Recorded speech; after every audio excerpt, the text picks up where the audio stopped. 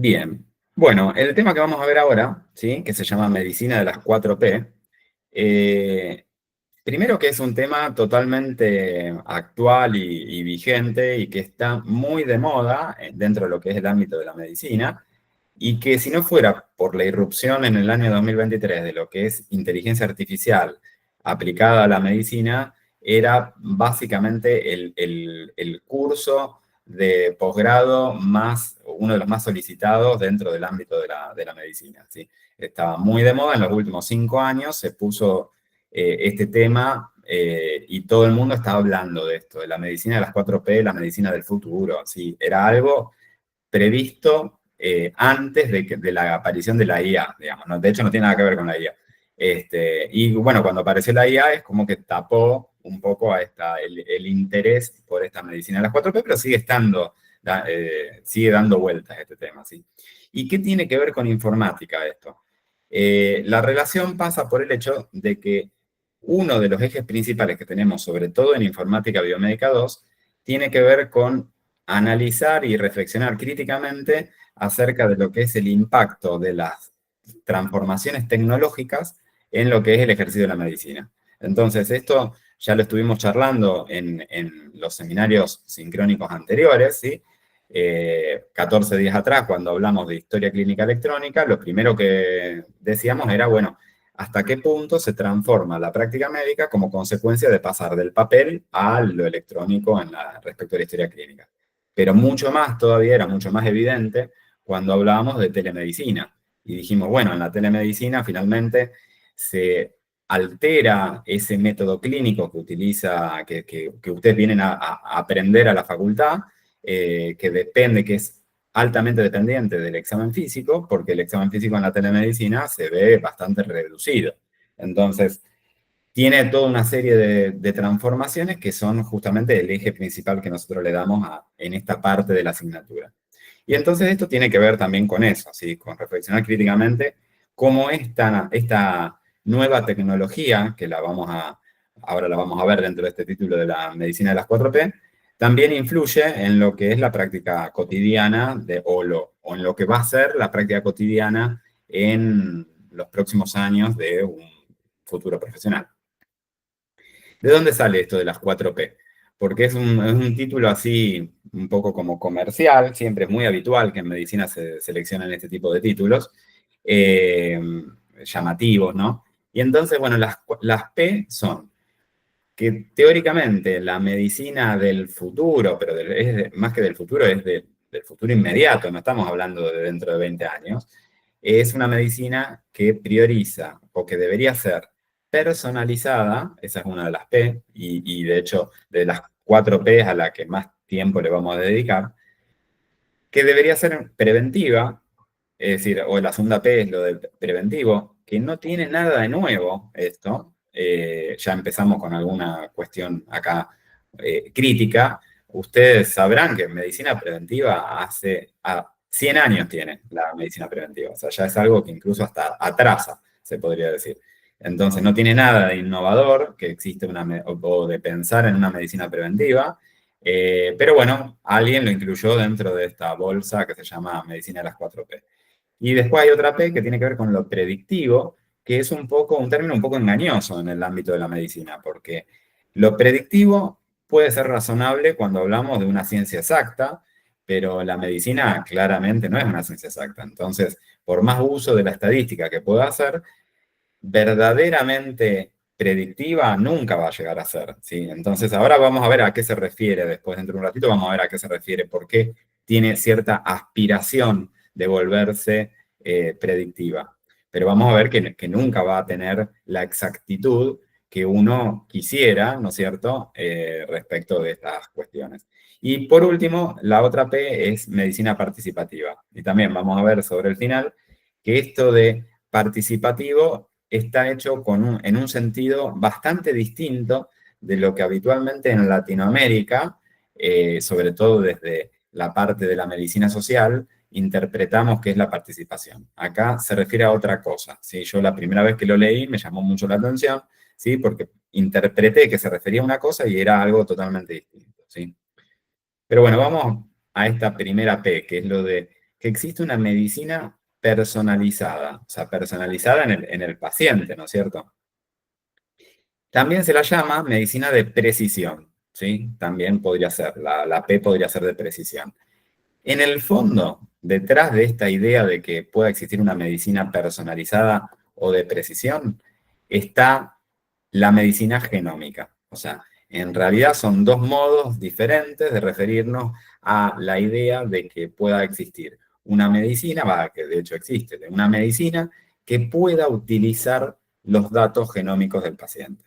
Entonces, ¿de qué estaríamos hablando? Estaríamos hablando de la medicina clínica típica, la tradicional, ¿sí? La que se ejerce todos los días, ¿sí? Cualquier médico en el consultorio, que habitualmente, como ya lo hemos dicho un montón de veces, se apoya en el método clínico, que tiene un trípode, ¿no es cierto? Que es el interrogatorio por un lado, el examen físico por otro, y los estudios complementarios, sobre todo el laboratorio de imágenes. Ese es, digamos, son los ejes principales para la medicina clínica, ¿no es cierto?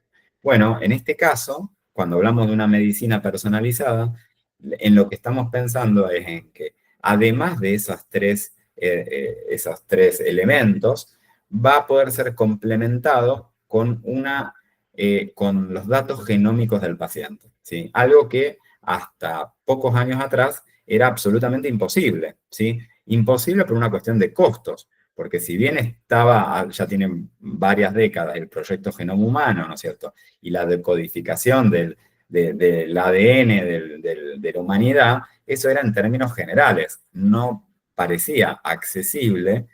De hecho, resultaba raro pensar que alguna vez en la historia íbamos a poder acceder a conocer exactamente, ya no los genes de la humanidad, sino exactamente los genes que tiene nuestro paciente, ¿sí? Que manifiesta o que expresa nuestro paciente.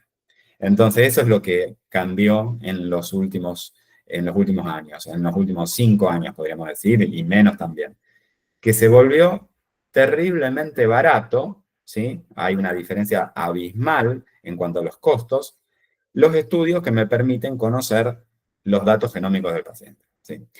Estamos hablando, para que ustedes se den una idea, que hoy por hoy un panel para poder determinar la presencia-ausencia de distintos genes o directamente un mapeo completo, ¿sí? De los 20.000 genes que puede llegar a expresar una persona, eh, estamos hablando de que puede llegar a costar algo entre 200 y 1.000 o 2.000 dólares, dependiendo del tipo de estudio, dónde lo hagas. Entonces, obviamente, ustedes van a decir, dijiste que es terriblemente barato. Hay gente en Argentina que come de la basura, que no tiene, digamos, que no tiene para comer, no le va a parecer barato que uno le ofrezca un estudio por 2.000 dólares, por supuesto que no. Pero 2.000 dólares o 1.000 dólares es algo relativamente accesible, porque de hecho es equiparable a un montón de otros estudios médicos que valen eso o valen mucho más todavía. Entonces, ese abaratamiento de los costos hace que pueda ser un instrumento más a utilizar en el consultorio clínico. Ahora, fíjense que yo acá en la definición o en la explicación de qué es la medicina personalizada, diferencié en verde de naranja los datos genómicos de lo que es la información. Y esto tiene que ver con lo que siempre venimos hablando acá en informática, que nosotros diferenciamos datos de información, ¿no? Una cosa es que existe un método que me permite recolectar los datos genómicos del paciente, es decir, ver con cierta precisión cuáles son los genes que expresa la persona, nuestro paciente, y otra cosa distinta, y ahí está la clave, es que nosotros podamos hacer una correcta interpretación de esos datos. Es decir, yo puedo saber que un paciente tiene determinados genes, pero el significado clínico y a futuro que puede tener el hecho de de expresar esos genes, eso es bastante más incierto y discutible, ¿sí? No está del todo claro qué significa eso, ¿sí? Entonces, por eso diferencio estos dos momentos, porque la clave está acá, en el análisis que nosotros hagamos, en la interpretación que hagamos de esos datos, que es lo que llamamos información, ¿sí? Y en definitiva, esta información genómica es decir, los datos interpretados, ¿para qué nos podría servir? Bueno, en principio nosotros diríamos, nos sirve para hacer un diagnóstico más preciso en algunas patologías. ¿Sí? Nosotros tenemos, a modo de ejemplo, un cáncer de pulmón y podríamos eventualmente determinar las subvariedades dentro de ese cáncer de pulmón. ¿Sí? Ya teníamos la posibilidad de hacer cierto análisis histopatológico, pero esto nos permite ver la expresión génica de las células de ese tumor. Entonces, esto nos da un mayor nivel de detalle. Es como si viéramos todo con más aumento del microscopio, una especie de equivalencia similar. Esa mayor especificidad a la hora del diagnóstico puede justamente facilitarnos estos dos, algunos de los otros elementos. Por ejemplo, efectuar un pronóstico mucho más preciso respecto de la sobrevida que puede llegar a tener el paciente, porque si yo sé con mayor precisión exactamente qué tipo de tumor tiene, puedo eventualmente saber que a lo mejor esos tipos de tumores son bastante refractarios a algunos tratamientos, ¿sí? O que tienen una sobrevida muy baja porque son muy agresivos, ¿sí? Es decir, me permite caracterizar mejor el proceso ese patológico que tiene el paciente. Entonces, ese es uno de los puntos. El otro punto, bueno, además de esto del pronóstico individualizado, es que también me facilita la tarea cuando yo tengo algunas patologías, como los trastornos generalizados del desarrollo, ¿sí? Que pueden llegar a tener en un niño, donde indudablemente uno dice, bueno, esto sí tiene algún problema de índole genética, pero no me queda muy claro cuál es, ¿sí? No le puedo poner el apellido a la enfermedad o al trastorno que tiene el paciente. Bueno, al abaratarse esto, ahora es más sencillo, ¿sí? Lograr esa cuestión. Pero fundamentalmente, si hay un punto en el que más se está desarrollando y un poco lo que le da ese nombre de medicina personalizada o de precisión, tiene que ver con este otro punto que yo acá puse en verde. Me permite el hecho de entender mejor si estos datos genómicos que tengo del paciente, me permite individualizar el tratamiento para ese paciente. ¿Sí? Ahora esto lo vamos a ver en la siguiente diapo. Porque es lo que más se ha estado investigando. ¿Sí? Esto me permite elaborar o aplicar un tratamiento que está pensado específicamente para mi paciente, no para cualquier paciente, ¿sí? No para los pacientes genéricos, sino específicamente para mi paciente. Y por último, pero no menos importante, y también por eso lo pongo un poco esquemáticamente en rojo, con digamos, más allá de esta función que yo decía que parece interesante, esta idea de poder hacer un tratamiento específico para mis pacientes, trae aparejado otra funcionalidad que quizás para el médico o para nosotros los médicos no nos parece demasiado, no solo no demasiado útil, ¿sí? Sino que hasta incluso es relativamente eh, peligrosa o hasta incluso molesta desde el punto de vista, sobre todo desde el punto de vista bioético, ¿sí? Que es el planteo de que a partir de este conocimiento de los datos genómicos del paciente, se puede individualizar el riesgo que tiene cada uno de los pacientes de desarrollar patologías, ¿sí? Ahora también lo vamos a desarrollar un poquito más adelante, ¿sí? Cuáles son los conflictos éticos que se presentan respecto de esto, ¿sí?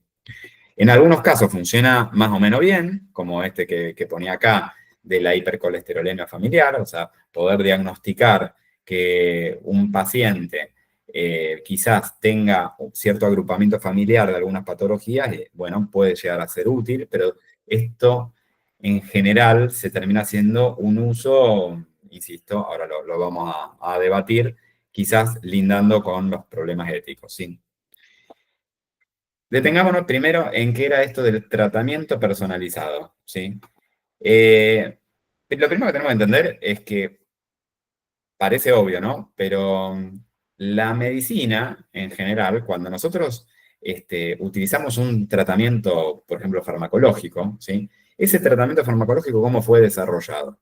Bueno, el laboratorio lo que hizo fue hacer un estudio, ¿sí? Un estudio farmacológico, donde incluyó, para testear si ese medicamento servía o no servía, y si tenía efectos adversos y demás, incluyó una muestra de la población, ¿sí? Obviamente no lo testeó en la totalidad de la población, sino que hizo una selección.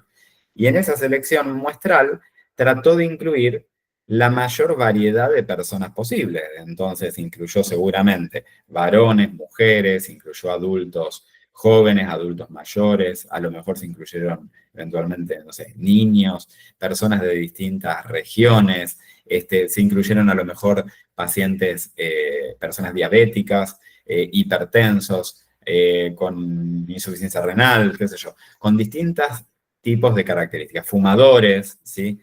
Eh, Obviamente no es infinito, entonces no se podían incluir todas las millones y millones y millones de variaciones que tenemos los seres humanos. Por algo los seres humanos somos únicos, ¿no es cierto? Porque entre todos tenemos algún grado de variación.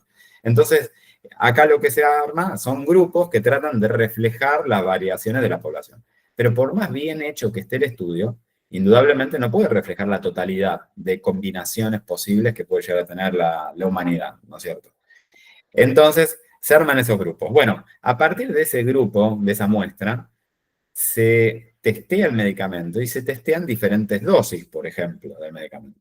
Y entonces se determina una dosis que en promedio a toda esa muestra le resultó efectiva. Eso quiere decir que a lo mejor al 80% de los de esa muestra les resultó efectivo, vamos a poner un ejemplo cualquiera, ¿sí?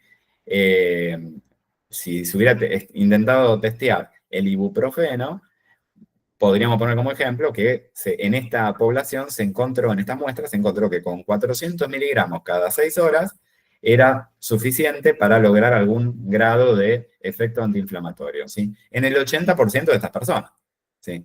Esto es el promedio de todas estas personas, ¿sí?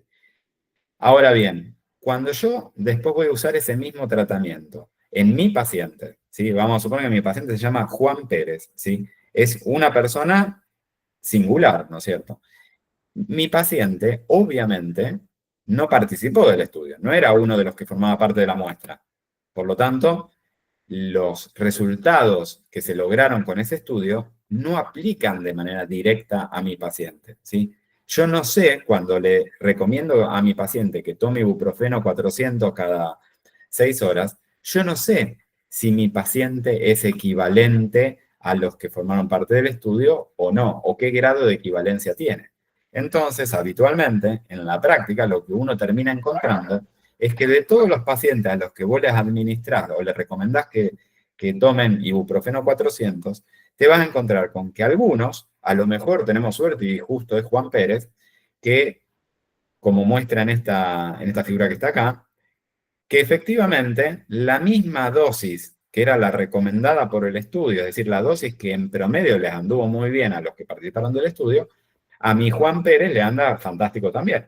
Es decir, que mi Juan Pérez es equivalente al promedio de la muestra, ¿sí? Eso sería la situación ideal. Pero en un montón de casos no se da esa situación ideal. Se dan variaciones de esa situación ideal. Entonces, una de las variaciones podría ser que mi paciente, en realidad, con la mitad de la dosis, ya hubiera andado bien, que no necesitaba 400 miligramos, que con 200 miligramos ya lograba el efecto antiinflamatorio. Y ustedes podrían pensar, y bueno, de última le diste de más, ¿qué problema puede haber? Y el problema es que a lo mejor a mi paciente con 200 miligramos le iba bien porque es un metabolizador lento de la droga esa. Y entonces, eso quiere decir que yo le administré 200 miligramos, pero es como si le hubiera administrado 400, porque se le queda mucho más tiempo que el promedio del resto de las personas la droga en su cuerpo. Por lo tanto, no solo tiene, en principio uno diría, bueno, la ventaja de que podría entonces con menos dosis lograr el mismo efecto, sino que corre el peligro de que tenga efectos adversos. Y que entonces con una dosis de 400 termine teniendo muchos más efectos adversos o corra mucho más peligro que el otro paciente, que al que le iba bien la dosis de 400. ¿Me entienden?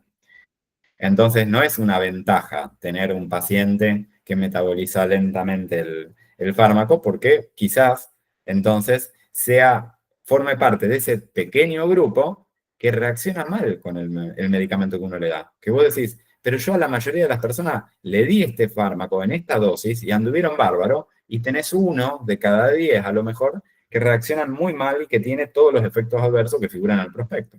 Y bueno, a lo mejor es este, ¿sí? O puedo tener la situación inversa, que sea una persona que en vez de metabolizar lentamente esa droga, la metabolice muy rápidamente.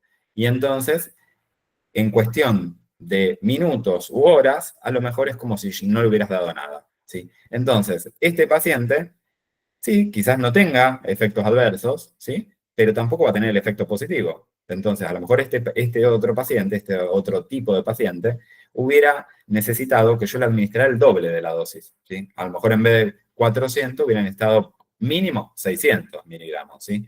Y son justamente estos esos pacientes en los que vos te encontrás con que vienen y te dicen, mire doctor, yo ibuprofeno 400 no lo tomo porque no me hace nada. Si no me tomo por lo menos uno de 600, no tengo ningún efecto. Bueno, listo, a lo mejor, esto es toda una especie de hipótesis, ¿no? A lo mejor se trata de esta situación, ¿sí? Y por último, puedo tener otra situación, que es que un paciente que directamente no responde para nada a esta droga. Entonces, que lo que tengo que utilizar es directamente cambiarle la droga, ¿sí?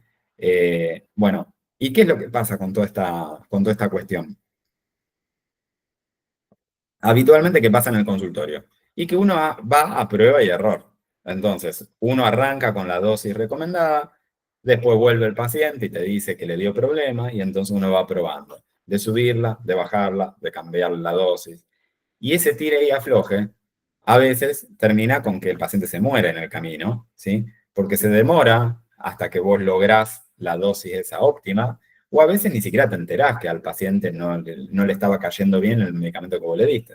Entonces, no es tan fácil esto de decidir, de definir, de adaptar lo que uno leyó en el libro, de lo que uno sabe de farmacología, a las peculiaridades de mis propios pacientes, ¿sí? Eso es uno de los problemas que siempre ha tenido la medicina, ¿no es cierto? Cómo adaptar lo general a lo específico, a lo singular de los pacientes que uno tiene. Y entonces, lo que te dicen desde esta perspectiva, que si yo tengo la información genómica del paciente, es decir, si tengo los datos genómicos y los bien interpretados, yo tendría la posibilidad de no tener que hacer toda esta prueba y error. Directamente de contar con ese otro dato que contribuiría a que yo seleccione con mayor precisión, por eso se habla de medicina de precisión, directamente el tratamiento óptimo en el paciente. Y no que tenga que hacer esto de prueba y error todo el tiempo, ¿sí? Esta es un poco digamos, lo que se vende como el principal eje de esta medicina de precisión, ¿no es cierto? Que es el principal argumento, podríamos decir, ¿sí? Por poner un ejemplo, ¿sí? Si yo tengo un paciente que tiene un cáncer colorectal, que hay distintas variedades de cáncer colorectal, hay algunas que tienen, no importa qué es esto, ¿no es cierto? La mutación en KRAS, se sabe ya que no responden a algunas terapias con anticuerpos monoclonales. Entonces, sería el caso de la píldora verde, digamos. Directamente no habría que darle el tratamiento típico, el primer tratamiento, la primera línea de tratamiento que se usa en el cáncer de colon rectal, y habría directamente que pasar a otros tratamientos, ¿sí? Y eso implica no gastar en anticuerpos monoclonales, que no son precisamente baratos, ¿sí? Ni tampoco exponer al paciente a un tratamiento que no le hace nada, que le hace perder tiempo, pero que a lo mejor, o sea, no le hace nada bueno, que a lo mejor le hace perder tiempo y que encima capaz que le da efectos adversos, ¿sí? Entonces, un poco es como que se mueve esta idea de la medicina personalizada de precisión, se mueve en este sentido, en parte. Fíjense cómo se materializa esto. Esto que estamos viendo acá a la derecha es una publicidad, en definitiva, de una empresa, de un laboratorio de Ecuador, pero digamos en cualquier país se puede hacer esto, ¿sí? Que ofrece un panel donde vos te podés testear para, fíjense ahí dice 180 y pico de medicamentos y 22 variantes de genes, es decir, ya viene un panel prearmado para testear específicamente cómo es la metabolización de los medicamentos, ¿sí? Entonces, esto que se llama farmacogenómica, dentro de como subvariedad de lo que es la medicina genómica, sería la farmacogenómica, se ha estudiado, y se está estudiando todavía bastante, por ejemplo, en la parte de psiquiatría. Ustedes habrán visto, experimentado ustedes personalmente o con familiares que a lo mejor puedan utilizar o conocidos que puedan estar utilizando medicación psiquiátrica, habrán visto que si hay una medicación difícil de encontrar la dosis justa, es la medicación en psiquiatría, ¿sí? Donde en la inmensa mayoría de los casos hay que arrancar con una determinada dosis de un determinado fármaco y después, a lo largo de varios meses de tratamiento, se va ajustando esa dosis. A veces hay que aumentarla y después te das cuenta que te pasaste con la cantidad de dosis que le administraste porque tiene más efecto adverso que positivo y tienes que bajar la dosis o a veces hay que directamente cambiar el fármaco. Entonces es realmente un arte encontrarle justo, ¿no es cierto?, el medicamento, la droga y la dosis adecuada para los problemas que pueda llegar a manifestar el paciente. Entonces, pero no es solo que se vea en psiquiatría, ¿sí? Como pueden ver acá, se utiliza para todo, para alergias, para antibióticos, anticoagulantes, etcétera, para lo que a ustedes se les ocurra, ¿sí? Entonces, el beneficio potencial de esto sería, por ejemplo, en el ámbito de la psiquiatría, seleccionar el antidepresivo de una, ¿sí? Apropiado, ¿sí? Cosa que esto es todo un tema, ¿no es cierto? Porque a veces empiezan con un antidepresivo, no da resultado y no tenés tiempo, ¿sí? Porque a veces el paciente, no sé, puede terminar suicidándose porque vos tuviste 2 años hasta que encontraste, hasta que ubicaste el antidepresivo adecuado, ¿no? Pero digo, a esto aplica igual a cualquier tipo de fármaco, no lo concentremos nada más que en la cuestión de psiquiatría, lo tomo nada más que a modo de ejemplo. La posibilidad de ajustar una dosis con más precisión, reducir el efecto secundario y tener una respuesta más rápida, ¿sí? Todo eso yo lo podría lograr si yo tuviera, entonces, en definitiva, más datos de cómo va a reaccionar el paciente ante esos fármacos, ¿sí? Esto tiene bastante verosimilitud, todo este razonamiento, ¿sí? Porque la presencia de esos genes implica la producción de ciertas proteínas y de ciertas enzimas que son las que terminan metabolizando los fármacos. Entonces hay una conexión relativamente cercana entre la presencia del gen y el efecto a nivel de los fármacos, ¿sí? Es una conexión bastante inmediata entre una cosa y otra. Pero, como siempre digo, es lo mismo que el caso de la telemedicina, ¿sí? Y en general, de la mayoría de las veces que irrumpen tecnologías así muy radicales en cualquier ámbito, que la clave, la mayoría de las veces pasa no porque sea una tecnología buena o mala, en este caso buena o mala para la salud, sino porque la mayoría de estas tecnologías tienen un espíritu comercial detrás, digamos, mueven dinero, básicamente. Entonces, fíjense que de repente en los últimos años empezaron a florecer un montón de empresas, ¿sí? Esta es una de Argentina, que te ofrecen justamente que vos te hagas el testeo ¿sí? O distintos tipos de testeo, ¿sí? Para conocer este mapa genómico de cada uno, ¿no es cierto? Y que llegando al extremo incluso de que cuando fue el hot sale en mayo de este año, hacían descuento y se publicitaban dentro de la página de hot sale. O sea, vos podías comprar un televisor, cambiar el celular, irte de viaje a algún lado o hacerte el testeo genético. Entonces, todo en el mismo lugar, en la misma página, y todo comprándolo por internet. O sea, poner la tarjeta de crédito y listo, lo comprás, tenía descuento, esto te envían el kit a tu casa, vos te lo haces y lo volvés a enviar. Hay algunos que tienen convenio con algunos laboratorios que te extraen sangre y lo podés hacer ahí. Y acá, fíjense que capaz que alguno de ustedes lo ha hecho, no sé, si alguno se ha hecho alguno de estos tests, por favor active el micrófono y cuéntenos, ¿sí? Cómo ha sido la experiencia, no sé, lo que sea.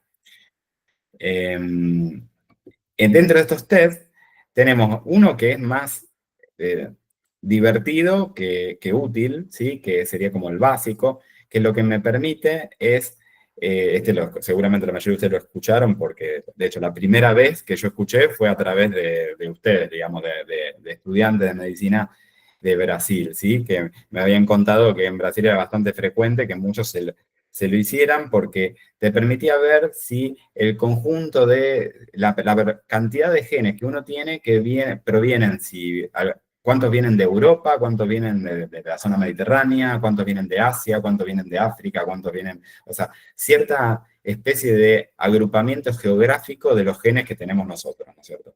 Y entonces, esa cuestión no tiene una gran utilidad, digamos, clínica, ¿sí? Pero es como que la gente se entretiene con eso.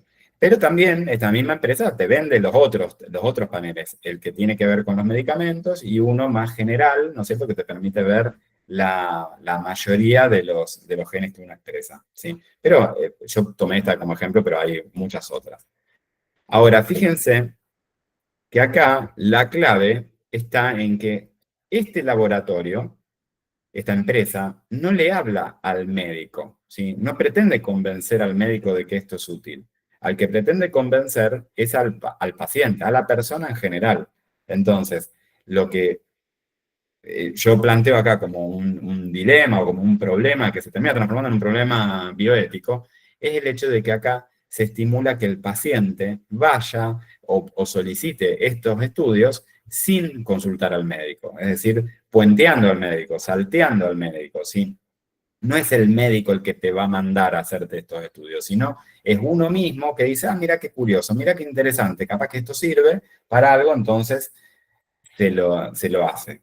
Y fíjense que cuando lo están vendiendo, no están diciendo nada más que la cuestión esta geográfica que yo decía, bueno, más bien entretenida. Están apuntando a convencer a la población de que con este test yo puedo ver, es decir, al conocer el genoma de la persona, el mapeo genómico de la persona, yo puedo pensar en cuáles son los riesgos de desarrollar ciertas enfermedades, ¿sí? ¿No ves? Ahí te explica. Entiende cómo la combinación de diversas informaciones genéticas contribuye a tu riesgo de desarrollar diversas enfermedades. O sea que lo que me están ofreciendo es que me van a, en cierto sentido, hacer el tipo el tarot, ¿sí? O leer la palma de la mano, me van a decir, me van a leer el futuro, ¿sí? Me van a decir qué riesgos tengo yo de desarrollar ciertas patologías y eventualmente morirme. Y eso, por supuesto, ¿a quién no le va a gustar? ¿A quién no le va a llamar la atención? ¿A quién no le va a interesar? Si yo por apenas, fíjense, apenas 73.600 pesos, en cifras de mayo, ¿sí? Me pueden decir cuándo me voy a morir. Eso es algo sumamente atractivo para la población, ¿sí? Y dice, conoce tus predisposiciones genéticas y cuídate. O sea, que te está diciendo encima que no solo me van a decir cuándo me voy a morir, sino que me van a decir que si yo me cuido, a lo mejor no me muero cuando estaba predestinado para morirme. O sea que me dicen, bueno, hacelo urgente porque hay algo que vos quizás podés hacer para evitar justamente morirte. Entonces tienen el combo absolutamente convincente respecto de esto. Pero ¿cuál es el problema? Esto también es casi de sentido común, digamos, pero merece aclararlo. Nosotros no somos un conjunto de genes y nada más, ¿sí? Los genes que nosotros expresamos dependen, o sea, cómo después eso se puede llegar a transformar o predisponer para el desarrollo de ciertas patologías, depende ampliamente de lo que se llama la epigenética. Es decir, va a depender de lo que van a hacer a lo largo de toda nuestra vida, las exposiciones ambientales que tengamos, ¿sí? Más los comportamientos, conductas, etcétera, que nosotros tengamos y que van a influir en nuestro cuerpo. Entonces, creer que porque tenemos uno, dos, tres o cierta combinación de genes, sí o sí nosotros vamos a desarrollar una patología, eso es totalmente falso, ¿sí? Entonces, eso es absolutamente incorrecto, ¿no es cierto? Esto es una cuestión de probabilidades. Y lo que en realidad ellos te ofrecen, y es lo que terminan haciendo, es hacer un cálculo de probabilidades. Pero el tema es que en los médicos tenemos poca formación respecto de lo que es el concepto de riesgo epidemiológico, ¿sí? Que es un concepto estadístico, un concepto de probabilidades justamente. Entonces lo entendemos poco y tenemos dificultades para explicárselo, sobre todo a un paciente, ¿sí? porque si no lo terminamos ni de entender nosotros, menos se lo vamos a poder explicar al paciente. Entonces, es difícil cuando se nos presente la situación de que venga el paciente al consultorio sin que nosotros le hayamos pedido que se haga uno de estos paneles, ¿sí? Que venga el paciente al consultorio y me diga yo me hice tal panel y me dio que tengo un riesgo aumentado de desarrollar Alzheimer antes de los 60 años, ¿sí? ¿Qué le vamos a decir para tranquilizarlo al paciente? ¿Sí? Vamos a intentar explicarle seguramente que bueno, que no se preocupe, que no quiere decir que sea así, que la presencia de ciertos genes no me garantiza el desarrollo de esa patología, ¿sí? Pero no sé si lo vamos a lograr convencer, ¿sí? Porque esto es, digamos, está bien argumentado lo que hace el laboratorio, que justamente lo único que le interesa es vender el producto, obviamente. Y entonces acá es donde yo digo, bueno, se plantea estos dilemas éticos, ¿no es cierto? Porque bajo ningún concepto nosotros podemos asegurar que va a desarrollar la patología. Tampoco podemos descartarlo. O sea, a lo mejor nosotros le decimos al paciente, olvídate, eso es todo mentira, y resulta que después lo termina desarrollando. O sea, no es que esto sea mentira, ¿sí? No es una mentira. Son diferentes interpretaciones de los datos, ¿sí? Entonces, acá lo que dice es que tenés una probabilidad aumentada respecto del promedio de la población, pero eso no quiere decir que uno lo vaya a desarrollar. Y fíjense que esta misma lógica, que recién la estamos como pensando más que nada en un adulto, ¿no? Como para aplicarlo en nosotros, ¿sí? En realidad, se puede aplicar a lo largo de todas las etapas de la vida. Y dependiendo de la etapa de la vida y en quién vos lo apliques, puede tener también incluso consecuencias concretas diferentes y, bueno, también, insisto, que merecen un debate ético. Una de ellas tiene que ver con la selección de embriones en la fertilización in vitro.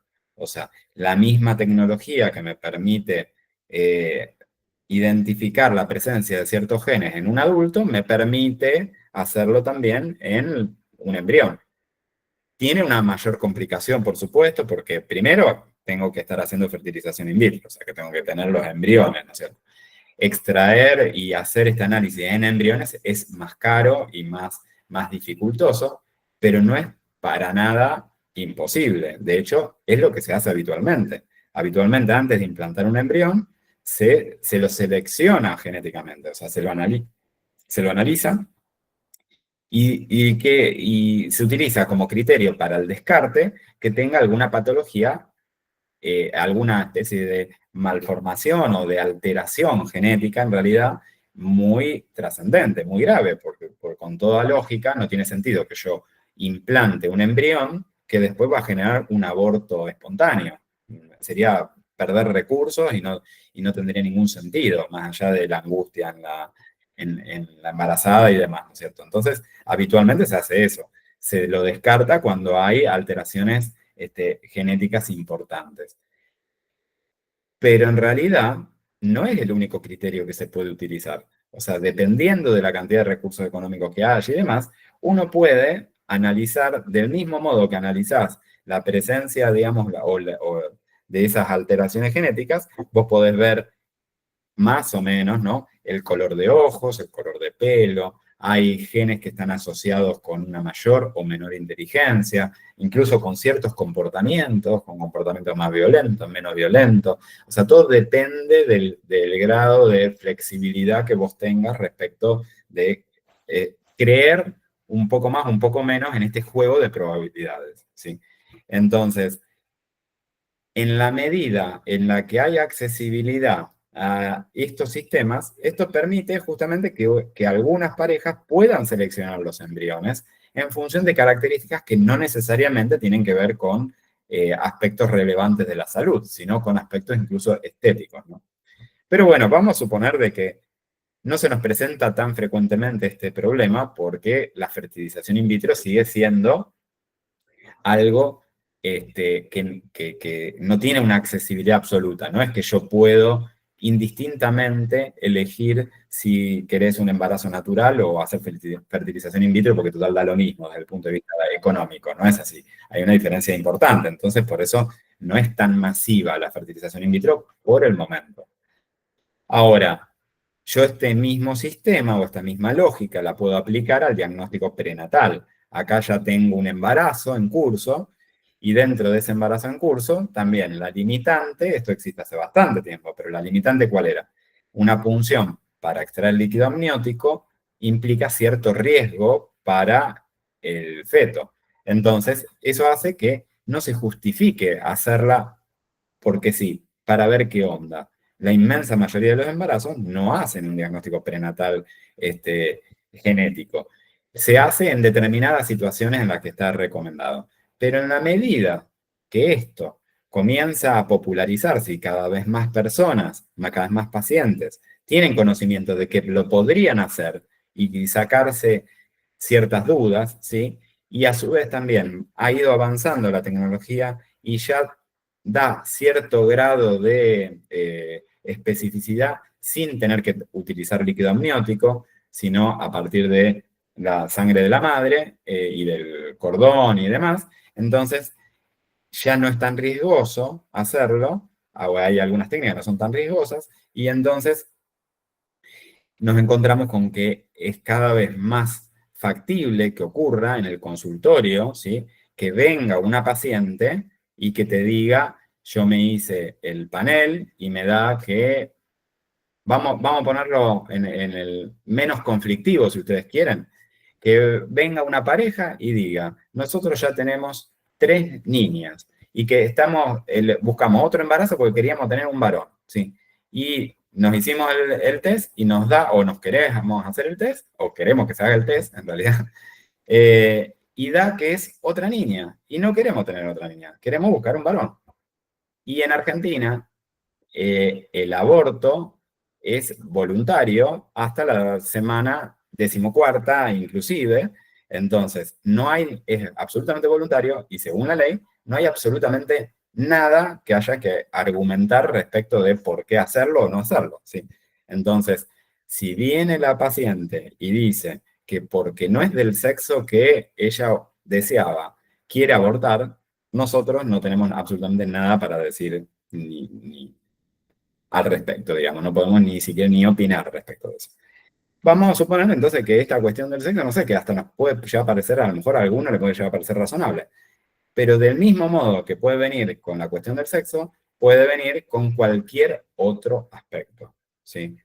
Insisto, porque hizo el panel y le dio que quizás no iba a ser tan inteligente, porque quizás no iba a ser tan alto, porque quizás iba a tener el color de piel más clarito o más oscurito de lo que deseaba la persona, o por lo que fuera. O peor aún, porque le dio, digo peor, porque es todavía más, menos exacto, porque le dio quizás que tenía un riesgo aumentado de desarrollar Alzheimer antes de los 60 años. Y entonces va a venir la paciente y nos va a decir, le hice el test y me asustaron. Ahora creo que voy a tener un embarazo, que va a salir re bien el nene, pero voy a traer un hijo al mundo que quizás antes de los 60 tenga Alzheimer. ¿Para qué lo voy a hacer? Mejor lo aborto y listo. ¿Sí? Termino con el embarazo y listo. Entonces, ¿me entienden que genera este tipo de conflicto? Porque es la toma de una decisión de manera anticipada, una decisión sumamente drástica, ¿sí? Que es terminar con un embarazo. Pero pasemos a otro más también debatible, a otra etapa de la vida, con los hijos que ya nacieron, que están fantásticos. Yo agarro a mis hijos y les hago el panel hoy, ¿sí? El panel para ver enfermedades futuras. Y me da que mi hijo de 10 años tiene riesgo de tener Alzheimer antes de los 60 años. ¿Qué impacto puede llegar a tener eso en mí? ¿Qué impacto podría llegar a tener si yo se lo cuento después eventualmente a mi hijo? Y ahí es donde está la cuestión, que les pregunto a ustedes. Les voy a pedir, por favor, que algunos, aunque sea, activen el micrófono, que no sean tímidos, y me cuenten, ¿cómo actuarían ustedes, digamos, si están en esta situación en la que tienen hijos, les gustaría conocer, hacerle estos test? A lo mejor tienen hijos y se lo hicieron ya, ¿no es cierto? Pero les gustaría hacerle estos paneles, ¿qué piensan? ¿Les gustaría conocer esos datos, esa información? ¿O no? O a lo mejor preferirían no conocerlo. ¿Qué me cuentan? Cuéntenme algunos, por favor, activen el micrófono y cuéntenme. Dale, levantaste la mano. Jordania, Jordania, ¿no? Que me pongo una tos, pues no leo. Sí, Jordania Becerra, que levantaste la mano. Activa el micrófono que no te escucho.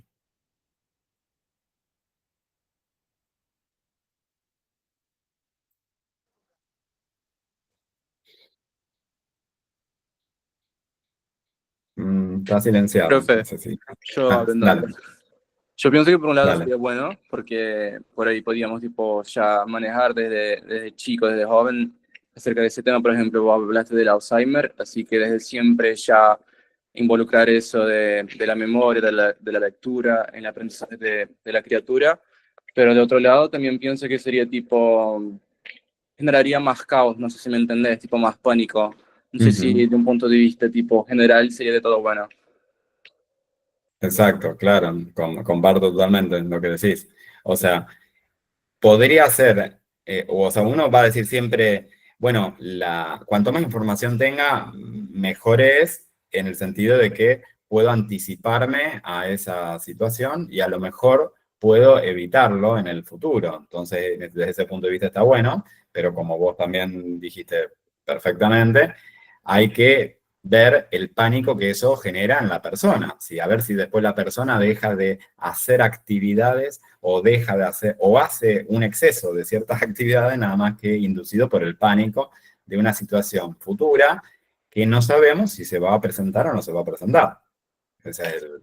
Sí, sí, además existe, me imagino que al futuro existe otra forma de lidiar con eso. No sé. Ujú. Claro, claro. Estar pendiente si se desarrolla algún modo de prevenirlo, eventualmente de algún tratamiento o de alguna cosa de ese estilo. Totalmente. ¿Algún otro comentario? ¿Alguien más que quiera expresarse?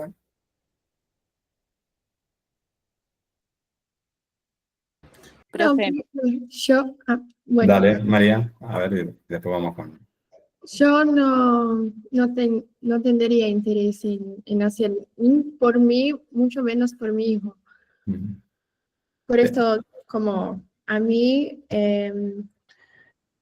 como lo enseñaría así hábitos saludables, cosas así, pero no sé, no me daría pánico mismo. Claro, totalmente. ¿Quién más era que había hablado justamente? profe, sí, yo opino que sí me gustaría saberlo para poder, dentro de todo, prevenir lo que es la calidad de vida, más que todo, porque sabemos que hay ambientes o situaciones que desarrollan o influencian más o menos para que determinada cosa se exprese o no. Yo creo que no lo transmitiría a nadie, mucho menos a la criatura Ujú. salvo que sea, no sé, una etapa adulta que ya esté en condiciones de entender y prevenir por sí solo la enfermedad. Pero creo que es una herramienta buenísima y está bueno saberlo por el tratamiento. Claro, claro. Por supuesto, yo les estoy tirando acá de manera muy general. Después habría que verlo específicamente de qué patología estamos hablando, ¿no es cierto? Porque no es lo mismo que te diga, mira, probablemente vos tengas una hipercolesterolemia familiar, que eso significa que por más que vos hagas una dieta con bajo consumo de grasas saturadas, igual vas a manejar cifras de colesterol muy elevadas y probablemente en algún momento vas a tener que empezar directamente a tomar estatinas. Entonces, bueno, esto parece súper razonable que me lo advierta, ¿sí? Porque efectivamente podría ser esa prevención que ustedes estaban diciendo. Distinto es si me decís, tenés algunos genes que se asocian con cáncer de hígado. Y no, y bueno, sí, a lo mejor ustedes me dicen, bueno, entonces yo ya sé que no voy a tratar de potenciarlos tomando alcohol, por ejemplo. A lo mejor algo tengo para hacer, pero de todos modos es como medio como pensar, bueno, a lo mejor me toca la lotería inversa, digamos, tengo la mala suerte de que se manifiesta, o a lo mejor no. El asunto está en que se las voy a ir complicando. Esto ya pasó.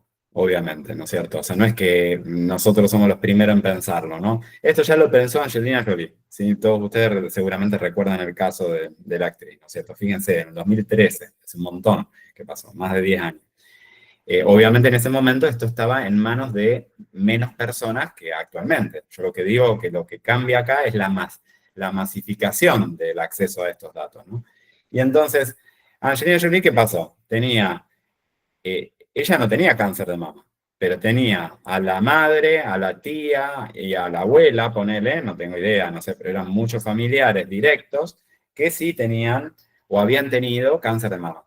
Entonces se hizo los estudios y encontraron que aparentemente tenía la presencia de un gen que está estudiado, ¿sí? Que se asocia con una mayor frecuencia de desarrollo de cáncer de mama, el gen BRCA.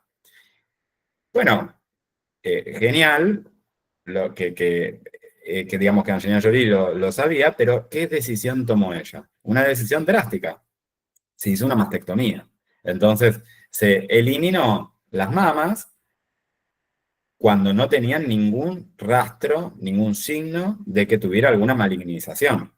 O sea que no hizo un tratamiento de la patología, sino que, podríamos decir, hizo un tratamiento preventivo, ¿sí? Pero un tratamiento preventivo radical, ¿sí?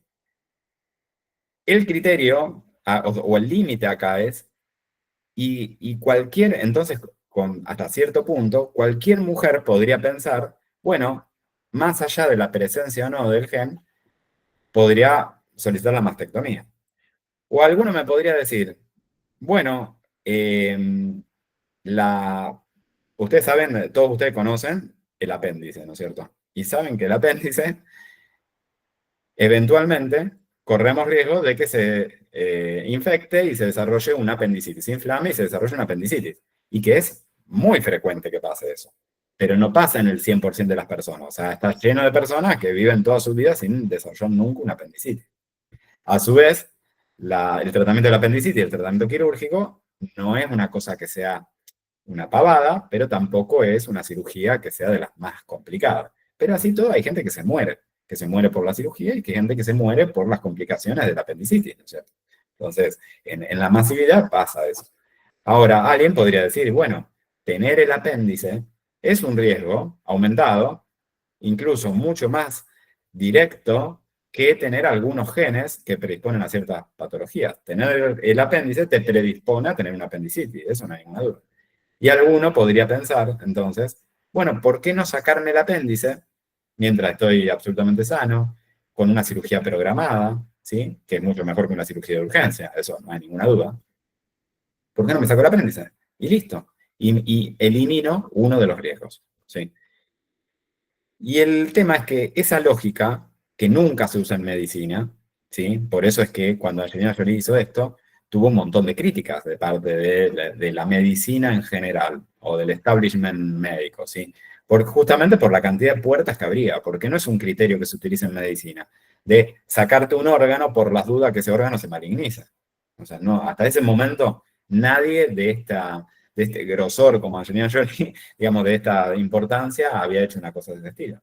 Entonces, vuelvo a lo del apéndice. Uno podría pensar, bueno, ¿por qué no lo transformamos en una práctica común? Una apendicectomía electiva, ¿sí? En el momento ideal de la vida, ¿sí? En el que más te convenga hacerlo, obviamente, probablemente no en un niño, ¿sí? En un adulto joven, ¿por qué no le hacemos apendicectomía a todos? Y resulta que, claro, yo decía, bueno, hay poca gente que se muera a lo mejor de la apendicitis o de la cirugía en una apendicitis, ¿sí? Son pocos, ¿sí? Pero si yo le hago una apendicectomía a absolutamente todos los seres humanos, va a haber un pequeño porcentaje que se van a morir por culpa de la cirugía. Es decir, se van a morir por la anestesia general, se van a morir por algún pequeño error que cometa el cirujano cuando está operando, por alguna infección intrahospitalaria que pueda ocurrir después. Va a ser un pequeño porcentaje, probablemente. Pero estamos hablando de que si se la vamos a hacer a 1 millón de personas, a lo mejor solamente los que se mueren son 500. 500 que se murieron inútilmente. Porque a lo mejor esos 500 no son los que hubieran desarrollado la apendicitis y se hubieran muerto de apendicitis eventualmente. Entonces se murieron por anticipar una decisión, una acción, que desde la lógica médica no estaba del todo justificada. Solamente por la hipótesis de que tener el apéndice aumentaba el riesgo de desarrollar la patología. Esto no es tan distinto, ¿sí? No es tan distinto. Por supuesto, ustedes me pueden decir, bueno, pero Angelina Jolie pudo rastrear que, no sé, todas las mujeres de su familia se murieron de cáncer de mama y eran 50, o sea, pudo hacer rastreo hasta el 1600 y todas indefectiblemente se murieron, bueno, entonces está bien. No, pero no era el caso, ¿sí? No es el caso ese exactamente. Y fíjense esto otro, también viejo, viejísimo. ¿Cómo es el criterio que siguió esta mujer? En el 2002, 2001, o sea, es hace un montón de tiempo, sí, en el 2002 salió publicado esto. Una mujer que tenía 30 años y tenía un trastorno genético, no sabemos cuál es, ¿no es cierto? Pero es decir, cierta composición genética que la predisponía supuestamente a padecer Alzheimer en edad temprana, por eso el ejemplo que yo estaba poniendo antes todo este tiempo, ¿no? ¿Qué hizo? No quería tener hijos. ¿Por qué? Porque tenía miedo de que sus hijos después heredaran esa composición genética y que también tuvieran la predisposición a desarrollar Alzheimer en edad temprana. Entonces, ¿qué hizo? Hizo directamente, en vez de tener un embarazo natural, pagó una fecundación in vitro, ¿sí? Para seleccionar embriones y descartar, antes de la implantación, aquellos que no tuvieran, digamos, que no tuvieran, o sea, que descartar los que fueran portadores de ese gen defectuoso, ¿sí? Esto que yo les decía antes, esto se puede hacer por cualquier razón, digamos, no es solamente por Alzheimer, se puede hacer por un montón de posibles patologías o un montón de posibles características que puede tener. Entonces esto ya se hizo 30, 20 años atrás. Y ahora, esto era excepcional en ese momento, y ahora esto puede llegar a ser mucho más frecuente, ¿sí? Y esto era un ejemplo de Estados Unidos, y ahora puede ser un ejemplo de la Argentina. Eso es lo que cambia. Pero hasta este momento, nosotros estuvimos hablando como si el universo estuviera compuesto nada más que por el médico angustiado porque no sabe cómo responderle al paciente, o el propio paciente, ¿sí? Que toma la decisión sobre su propio cuerpo. ¿Quiero o no quiero conocer esa información? ¿Sí? Y justamente, ¿ustedes qué opinaron? En el caso de una de las compañeras, dijo que ella no lo hubiera querido conocer ese dato. Pero resulta que el universo es un poco más grande. Entonces, en Estados Unidos ya se ha empezado a presentar esta situación, que es que las empresas que te contratan, dentro del examen preocupacional, te piden alguno de estos paneles genéticos.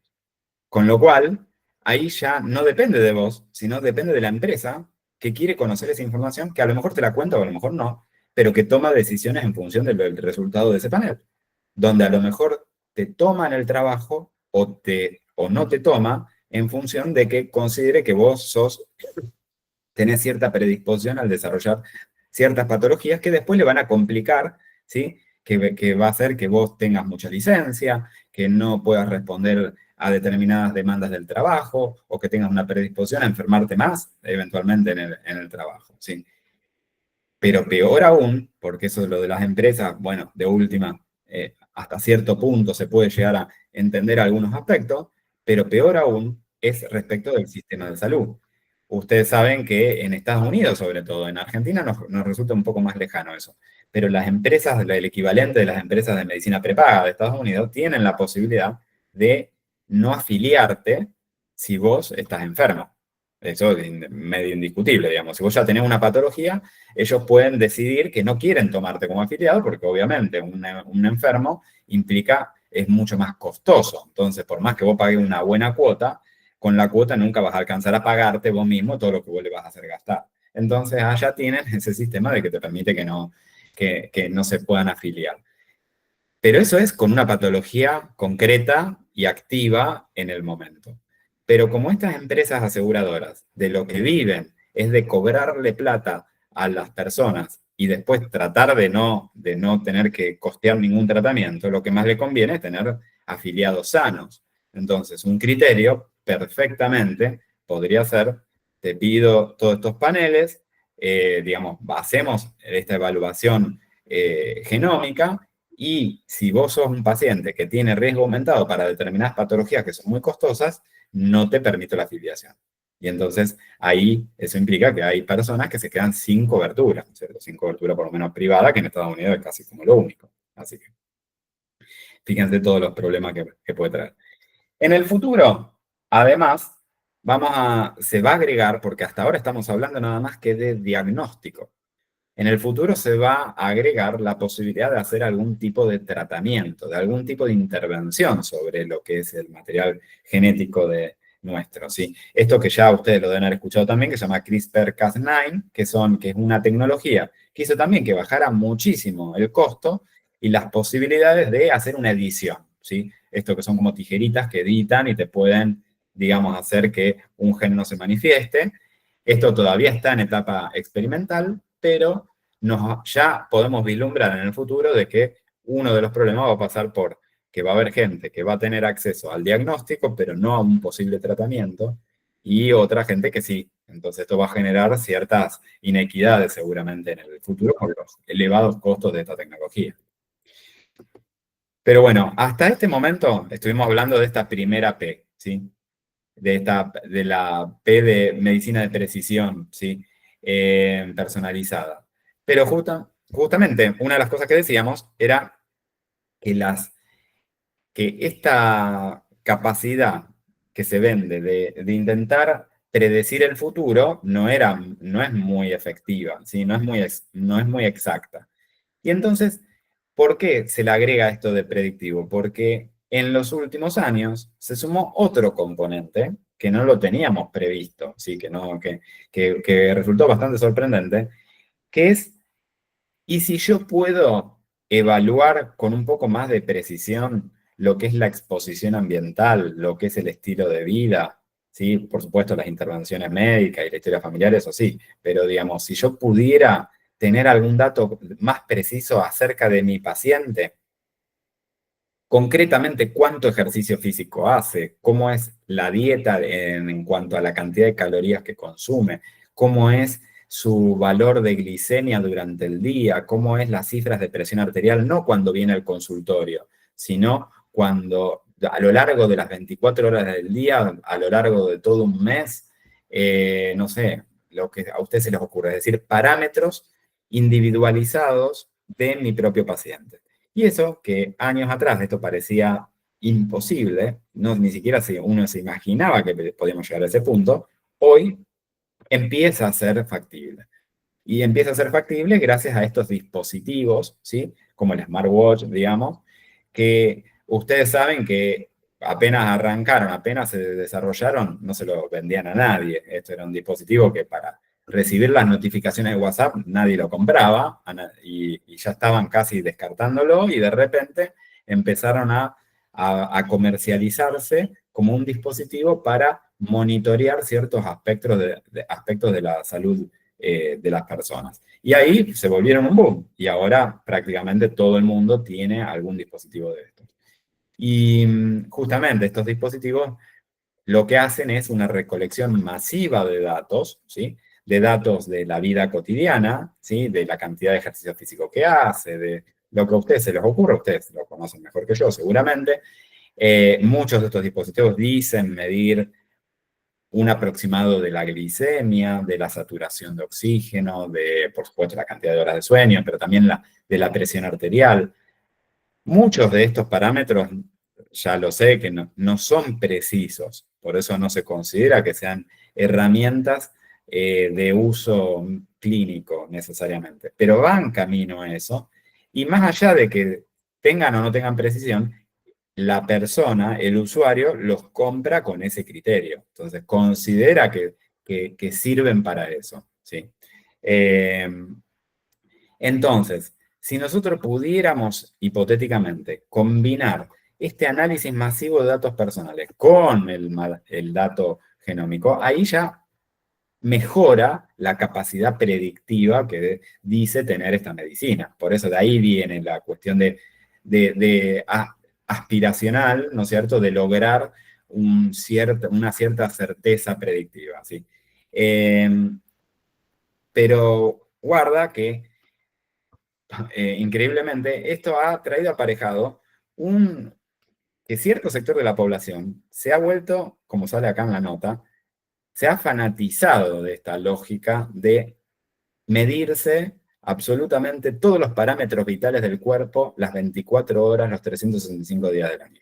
O sea, increíblemente, esto que antes uno para saberla, incluso antes de tener el oxímetro de pulso, que uno se lo pudiera comprar para su casa, uno decía, bueno, para ver la saturación de oxígeno uno tenía que ir al médico, claramente.